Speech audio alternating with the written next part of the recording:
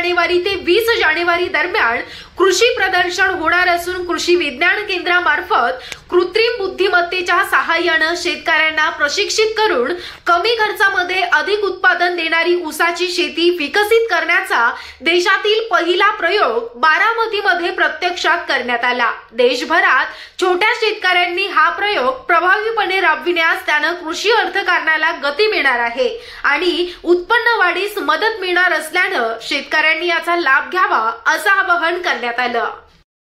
हे एआय तंत्रज्ञान नेमकं काय आहे? कारण आता कृषी विज्ञान प्रदर्शन केंद्र उद्घाटन उद्या होत आहे। ग्रामीण भागातले शेतकरी या ठिकाणी येणार, काय नाविन्यपूर्ण टेक्नॉलॉजी या ठिकाणी शेतकऱ्यांना इथं पाहायला मिळणार आहे? फाटके आपल्या ॲग्रिकल्चर डेव्हलपमेंट ट्रस्टच्या शारदाबाई पवार महिला महाविद्यालयामध्ये सूक्ष्मजीव विभागात काम करतो। आपण पाहिलं तर आपण ह्या वर्षी डेमॉन्स्ट्रेशन प्लॉटमध्ये ऊसाच्या 6 वेगवेगळ्या व्हरायटी घेतलेल्या आहे, जसे 86-032 असेल, 265 असेल आणि शेतकऱ्यांना लाईव्ह मध्ये बघण्यासाठी आपण प्रत्येक व्हरायटीचा एआय प्लॉट आणि नॉन एआय प्लॉट असा जोडून घेतलेला आहे, ज्यामुळे शेतकरी ज्यावेळेस व्हिजिट करेल या प्लॉटला त्यावेळेस दोघातला फरक त्यांना समोरासमोर दिसेल आणि त्यांचे बरेचसे प्रश्न या प्लॉटला व्हिजिट केल्यानंतर सुटतील असा आम्हाला विश्वास आहे। त्या वर्षीपासून ॲग्रिकल्चर मध्ये कृत्रिम बुद्धिमत्ता किंवा आर्टिफिशियल इंटेलिजन्सचा वापर कसा करण्यात येईल किंवा आपण भविष्यात कसा करू शकतो यावर काम करतोय। 2024च्या कृषकमध्ये आपण फार्म ऑफ द फ्युचर हा कन्सेप्ट पहिल्यांदा जगासमोर आणला होता, ज्याच्यात आपण 11 ते 12 वेगवेगळ्या टाईपच्या व्हेजिटेबल क्रॉप्स असेल, शुगर केन असेल, तर यांचं उत्पादन हे आर्टिफिशियल इंटेलिजन्स वापरून घेऊन शेतकऱ्यांना दाखवलं होतं। त्याला आम्हाला खूप मोठा प्रतिसाद मिळाला होता। जवळजवळ 20,000 शेतकऱ्यांनी आपल्याकडे त्या टेक्नॉलॉजीला त्यांच्या क्षेत्रावर नेण्यासाठी रजिस्ट्रेशन केलं होतं आणि तो प्रतिसाद बघता 2025च्या म्हणजे उद्यापासून चालू होणाऱ्या कृषकमध्ये देखील आम्ही आर्टिफिशियल इंटेलिजन्सवर भर जास्त दिलेला आहे। तर हे जे काही एआय तंत्रज्ञान आहे, या तंत्रज्ञानाचा ग्रामीण भागातील शेतकऱ्यांना या ऊस उत्पादन वाढीसाठी कशा पद्धतीने नेमका फायदा होणार आहे? कारण पारंपरिक पद्धतीची शेती आणि एआय ची शेती यामध्ये नेमकी काय तफावत आहे? आपल्याला माहित असेल की पारंपरिक शेती करताना महाराष्ट्रात जे चॅलेंजेस येतात त्यात इरिगेशन मॅनेजमेंट किंवा पाण्याचं नियोजन हा सगळ्यात मोठा चॅलेंज आहे। आपला शेतकरी हा अति पाण्याचा वापर करतो, तसेच फर्टिलायझरचा प्रमाणापेक्षा जास्त यूज होतो, पेस्टिसाइडचा यूज होतो आणि त्याच्यामुळे उत्पादन तर काही वाढत नाही, पण जमिनीची सुपीकता व वातावरणाचा ऱ्हास होत चाललेला आहे। तर त्याच्यावरच कंट्रोल आणण्यासाठी आपल्याला हे आर्टिफिशियल इंटेलिजन्स किंवा कृत्रिम बुद्धिमत्ता आधारित ऊस शेतीचा चांगला पर्याय भविष्यात आपल्याला भेटू शकतो का? तर आपण ह्या टाईपच्या शेतीमध्ये लागेल त्यावेळेस लागेल तेवढंच पाणी, खतं व कीटकनाशक यांचा उपयोग करतो की जो आपल्याला आर्टिफिशियल इंटेलिजन्सने सांगितलेला असतो आणि त्याच्यामुळे आवाजवी जो खर्च आहे शेतकऱ्याचा किंवा जे जास्त प्रमाणात होणारं वेस्टेज आहे ते कमी होऊन काळाच्या ओघात मातीची सुपीकता वाढण्यास व उत्पादन वाढण्यास देखील याचा मोठ्या प्रमाणावर उपयोग होणार आहे। आतापर्यंत किती शेतकऱ्यांच्या शेतामध्ये हे तंत्रज्ञान त्या ठिकाणी वापरण्यात आलंय आणि शेतकऱ्यांचा नेमका फीडबॅक काय आहे?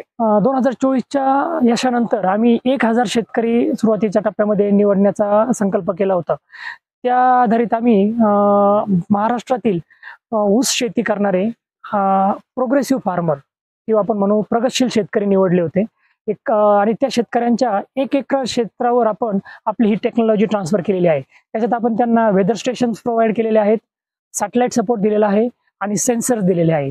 ह्या 3 थ्रू आपण त्या क्षेत्राचा डेटा डेली बेसिसवर कलेक्ट करतो आपल्याकडे आणि आमची जी टीम असेल एआयची एक्सपर्ट टीम ती कालांतर म्हणजे प्रत्येक महिन्यात त्या क्षेत्राला भेट देऊन तिथून सॉइल सॅम्पल्स कलेक्ट करते आणि त्याचं ग्राउंड ट्रुथिंग आपण आपल्या सॉइल टेस्टिंग लॅबमध्ये करून त्याचा डेटा देखील वापरतो। म्हणजे आम्ही फक्त सॅटेलाइट किंवा सेन्सरच्या डेटावर भर न देता सॉइल टेस्टिंगचा real time data, ground truth data पण आपण ह्या प्रयोगामध्ये वापरतोय। हा सगळा जो डेटा आहे तो शेतकऱ्यांच्या फार्ममधून आपल्या सर्व्हरला येतो। तो Azure डेटा मॅनेजर जो मायक्रोसॉफ्टचा प्लॅटफॉर्म आहे त्याला तो स्टोअर होतो आणि तिथून मग आपले अल्गोरिदम त्याच्यावर रन होऊन अलर्ट जनरेट करतात किंवा रिकमेंडेशन जनरेट करतात आणि ते रिकमेंडेशन आपण आपल्या ॲप थ्रू आणि व्हॉट्सअपच्या मेसेज थ्रू देखील शेतकऱ्यांना वीकली बेसिसवर प्रोव्हाइड करतो, ज्याच्यामुळे त्यांना इरिगेशन, फर्टिगेशन आणि पेस्ट मॅनेजमेंटमध्ये मदत होते। आतापर्यंत निवडलेला जेवढे काही शेतकरी त्या सगळ्यांनाच खूप चांगला रिझल्ट मिळतोय आणि यानुसार पण आम्हाला असं कळतंय की त्यांच्या क्षेत्रावर भविष्यात आम्हाला 50% पेक्षा जास्त उत्पादन वाढ मिळू शकते। आम्ही क्लेम करताना 40% करतोय, पण ऑन फील्ड जर पाहिलं आपण तर उत्पादन जास्त भेटतं।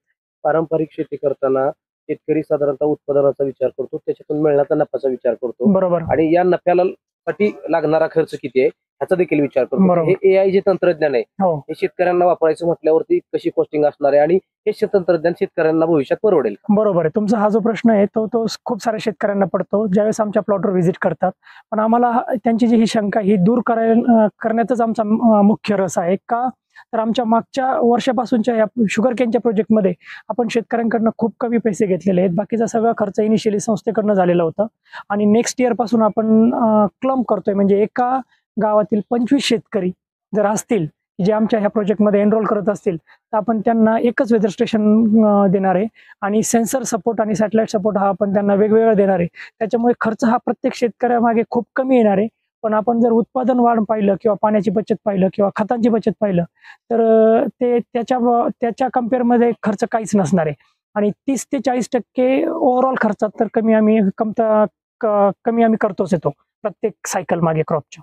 16 तारखेला कृषी प्रदर्शनाचं उद्घाटन होतंय. काय नेमकं शेतकऱ्यांना आव्हान केलं जाणार आहे? कारण हे जे तंत्रज्ञान आहे ते आता यशस्वी होताना दिसतंय. तुमच्या माध्यमातून काही शेतकऱ्यांना आपण जर पाहिलं तर भारतामध्ये आपण खूप सारी पिकं आहेत जशी शुगर केन असेल, कॉटन असेल, राईस असेल यांचं उत्पादन खूप घेतो, मोठ्या प्रमाणावर घेतो. पण यील्ड ज्यावेळेस आपण म्हणतो पर एकर ती खूप कमी आहे.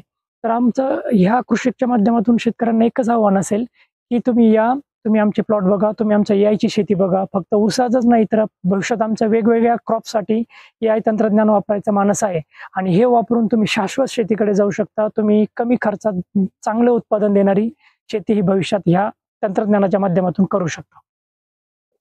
परिसरातील विश्वसनीय व ताज्या घडामोडींसाठी बारामती टाइम्सचे YouTube चॅनेल लाईक करा, सबस्क्राईब करा आणि शेअर करा.